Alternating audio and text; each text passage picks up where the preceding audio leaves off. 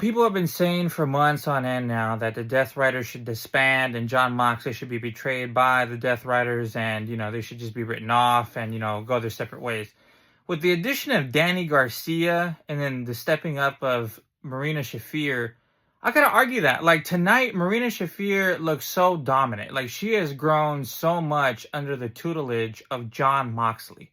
Marina Shafir, she went in there into WWE, was considered an afterthought, one of the big four horsewomen of, UFC, but who cares because Ronda Rousey is the main star.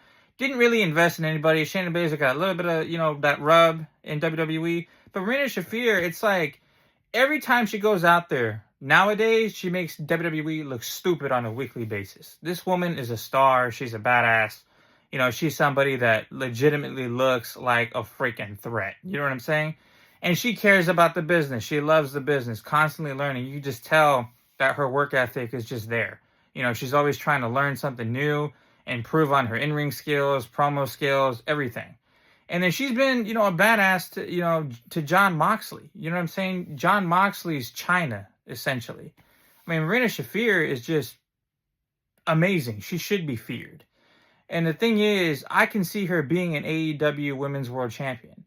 I hope that we get a match between Marina Shafir and Chris Statlander. Because I see Chris just, blazing through the entire roster. I don't see anybody stopping this woman. I mean, just take a look at the names that she's already beaten this year. Mercedes Moné being, the biggest one.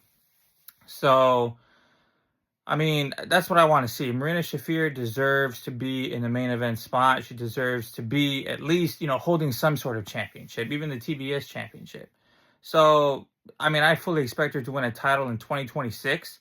Hopefully she will. I mean, I hope the Death Riders, they get it back together and they start a whole dominant thing with John Moxley or without John Moxley. Whatever serves the story better. It seems like when it comes to John Moxley and the Death Riders, they're not exactly sure whether they're going to split them up or not, because you've seen some instances where they can kind of point to, John Moxley being dethroned as the leader and the king of the Death Riders, but at the same time, when he gives his speeches and he comes back and he wins and, makes a case for the Continental Classic, it's kind of like, do they really want to kick him out if he's really still a badass? You know what I'm saying? Everybody loses matches, every once in a while. So, I mean, we'll see. But I like the Death Riders regardless. I think they're awesome. I think Marina Shafir, Daniel Garcia, a Bastard Pack, everybody is just, really grown under the Death Rider flag. So, can't wait to see what happens.